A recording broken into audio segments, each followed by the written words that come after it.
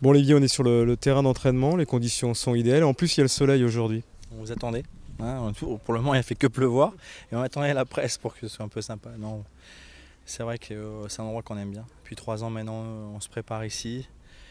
Et on trouve un peu toutes les conditions. Aussi bien l'accueil de l'hôtel, au Castel Baucite, et puis les conditions ici, terrain. À Pérouse, on est bien. Voilà. Donc ça permet de bien travailler et se préparer pour entamer ce championnat. Bon, une saison, ça ne se gagne pas sur le stage d'avant-saison, mais il peut se créer des liens qui vont être importants. Moi, je pense qu'il se gagne pendant les stages. Alors c'est pour ça qu'on essaye de se dépêcher de mettre en place le puzzle, en tout cas le plus proche de sa version officielle, parce que je suis convaincu, nous sommes convaincus que c'est là que se gagne la saison. Alors ça paraît un peu incroyable en si peu de temps, mais des liens, des affinités. Il faut savoir que dans la saison, c'est simplement le lieu d'entraînement, même si les joueurs se voient en dehors. Là, c'est du 24-24. Et tout est réuni pour que les affinités se mettent en place. Comment vit le groupe là? Pour le moment, je sens vraiment qu'il y a une vraie osmose, ça bosse beaucoup. Je crois qu'aujourd'hui, vous allez voir, ils ont les traits un peu tirés parce que ça commence à cogner, je dirais, en termes de préparation athlétique. Ce matin encore, ils ont beaucoup bossé sur la plage. Mais l'ambiance est bonne, je crois qu'ils ont envie de travailler. C'est vraiment l'essentiel, je dirais. Il y a un nouveau joueur qui commence aujourd'hui. Vous l'avez déniché comment? Le remplaçant de Karim, parce qu'on le présente comme tel. Ouais, c'est ça. On avait une incertitude concernant ce poste parce qu'il y avait quand même, on avait un joueur important formé au club, Stevie Riga. On avait comme ambition de compter sur lui cette saison avec Arnold Bokamoto qu'on avait fait venir pendant la trêve. Malheureusement, sa blessure dure un peu. Il va retourner à Cap-Breton dès le 3 pour continuer le 3 juillet. Il partira à Cap-Breton pour continuer ses soins. J'espère qu'on va pouvoir le récupérer, mais il fallait qu'on se positionne. À partir du moment où c'était plus Stevie Riga, il fallait un autre dossier. Donc on s'est positionné sur Ibrahima, qui a fait une grosse saison avec son club, avec la sélection où il est international titulaire. Et ça nous apparaissait en tout cas dans le profil qu'on recherchait, un joueur entre 25 et 30 ans, qui pouvait être libre. Et puis avec des caractéristiques de vitesse. Alors voilà, tout ça s'était réuni. Et puis très bonne approche d'entrée. Il avait vraiment envie de revenir en France et puis tout de suite le projet de notre club lui a plu. Donc voilà, il s'est engagé pour 2 saisons et c'est son premier entraînement avec le groupe.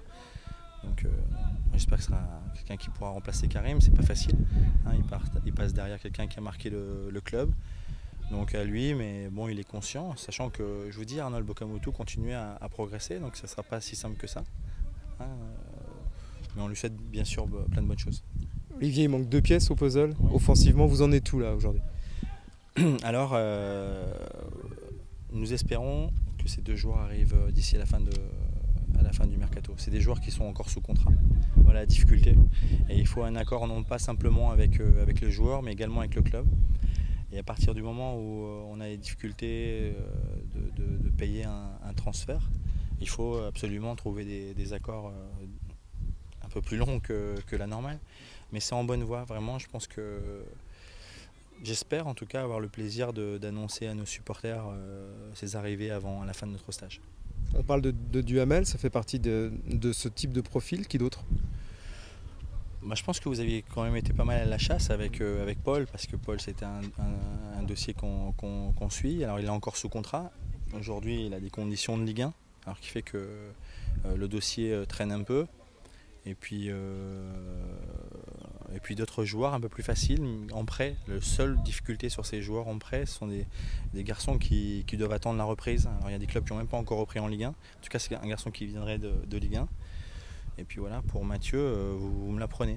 Je sais qu'aujourd'hui c'est un garçon qui est encore sous contrat d'ailleurs, je pense, mais non, vous me l'apprenez.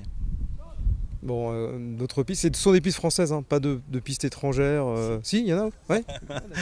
Allez-y. Si, c'est rigolo, mais bon, d'abord il y a une première piste étrangère parce que Ibrahima vient de Beveren, et puis on a forcément regardé ce qui se faisait en national, ce qui se faisait en Ligue 1 sur les prêts, et également sur nos joueurs offensifs, des joueurs un peu capables de venir, soit du Brésil, parce que c'est quelque chose qui me plaît énormément. On avait essayé, si vous vous souvenez, un coup avec Vinicius Coniareche, qui avait plutôt bien fonctionné, même si on n'était pas allé au bout avec lui. Donc on regarde un petit peu, essayer d'avoir une opportunité de prêt avec des gros clubs là-bas qui veulent mettre en vitrine des joueurs. Ça pourrait être des joueurs offensifs sur les côtés et également devant. Voilà ce qui fait que ça traîne un petit peu. Le petit Portugais là, Oui. ouais, ça fait partie de ces joueurs. Partie, Ouais. exactement, voilà, c'est ça. Un petit Portugais ou un Brésilien. Et donc ça nous paraissait une bonne idée, c'est de, si on arrivait à faire un ou deux de ces dossiers, d'avoir déjà une opportunité pour eux de ne pas avoir le barrière de la langue. Vous avez gardé des contacts, vous avez joué au Portugal un petit peu. Exactement. Donc, c'est ce qui aide maintenant. Ouais, bon, puis je crois que l'équipe du Portugal hier a encore démontré la qualité des joueurs. C'est des joueurs qui ont d'abord un gros mental. Et là-bas, il y a vraiment une culture du football. Partout, ils sont jeunes champions du monde, ou en tout cas pas loin de l'être. Donc il faut se renseigner, c'est pas loin d'ici. Il y a des succès incroyables avec Porto, avec Benfica, avec le Sporting. Donc voilà, effectivement, avec l'année que j'ai passée là-bas, l'apprentissage un petit peu de la langue, ça me permet de rentrer, mais il faut réussir à avoir l'opportunité maintenant. L'opportunité et la place de l'intégrer, parce que ce sont des joueurs qui ont besoin d'une intégration, parfois de 5-6 mois. Alors ça, il faut l'intégrer dans notre recrutement. L'année dernière, si vous vous souvenez, on n'avait pas pu recruter pendant l'été, et des coups que j'avais préparés comme ça n'ont pas pu se faire parce qu'on n'avait plus de temps pour les faire venir à Noël. Si vous vous souvenez, il fallait des joueurs qui soient prêts, et vous avez vu que même sur des joueurs français, il faut quand même un peu de temps pour les remettre en forme.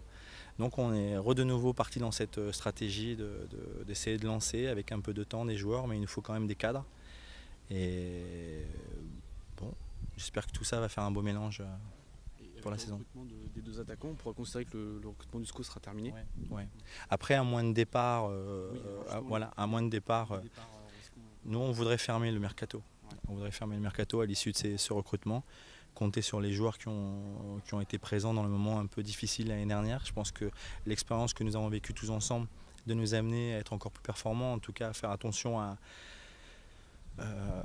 aux difficultés qu'on va rencontrer. C'est pour ça que quand on parlait tout à l'heure du travail, dans quelle énergie ils étaient, je peux vous assurer qu'on est dedans, même si jamais j'ai douté sur leur capacité à travailler, à se donner à 300%. Mais on veut garder notre ossature. Notre ossature est importante. On a fait des choix de départ de joueurs. On pensait que malheureusement ce n'était pas la mentalité, mais en termes d'objectifs sportifs, ils n'étaient pas présents. Vous ne pouvez pas être présent. Par contre, ceux qui sont là, on veut les garder et essayer de continuer à faire. Mais si un jour s'en va, bien sûr, on en reprendra un autre. Tu penses à Bilal Lamzoui qui a quitté le stage là Oui, Bilal est parti avant-hier. C'était un projet, je crois que je vous en avais parlé.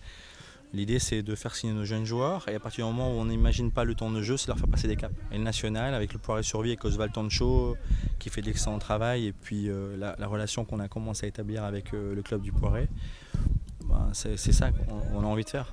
Un peu ce que va faire Saint-Etienne avec Yorick. Donc voilà, je pense que c'est intelligent ce que fait Saint-Etienne en se servant de nous pour lui donner du temps de jeu, et nous avons envie de faire la même chose avec nos jeunes joueurs. Pour Yorick ? Pour Bilal, non, il nous appartient. Il sera l'année prochaine. Là, on va suivre le dossier. Il sera chez nous. Et on revient au départ possible. Le président disait tout à l'heure, la seule condition pour qu'un joueur parte, ce serait une offre d'un club supérieur et pas concurrent. Est-ce qu'on pense notamment à Gomez qui avait peut-être des contacts. Est-ce que les contacts se poursuivent avec des clubs de Ligue 1 notamment? Alors peut-être qu'il y a une exception parce que Monaco, on ne considère pas que Monaco c'est un club de... j'ai vu tout à l'heure qu'ils étaient sur Ndinga. Ndinga, c'était la recrue numéro 1 de l'Olympique Lyonnais. Il faut imaginer un petit peu la surface financière qu'ils peuvent avoir. Bon, ils seront dans une autre catégorie. Donc excepté Monaco, nos joueurs ne partiront pas sans une offre supérieure.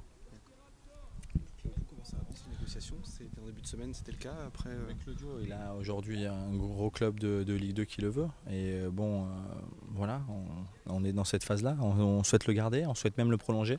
Donc on est rentré en discussion. Je crois que c'est important que vous ayez cette information. On a proposé une prolongation de contrat pour Claudio de 3 ans, 2 ans de supplémentaires. Donc voilà, à lui maintenant d'étudier cette proposition, savoir il lui reste 1 an. Savoir si effectivement il se sent dans notre projet. Voilà. Claudio est sollicité aujourd'hui, donc c'est lui de mener sa réflexion, de mener cette réflexion. Non, on n'a pas mis de deadline. Non, c'est pas comme si c'était un joueur qu'on connaissait pas. On le laisse un petit peu prendre prendre la température de cette proposition et puis nous faire une réponse. Après, on anticipera. Si Claudio est fin de contrat, il va falloir effectivement qu'on commence à rechercher. Merci Olivier, tu t'entraînes un peu? Oui, mais est-ce que ça ne se voit pas encore? Non, j'ai fait un tournoi de tennis ballon hier et j'ai pas encore trouvé quelqu'un. Mais pour continuer aujourd'hui, ils ont tous abandonné. Merci Olivier. Merci.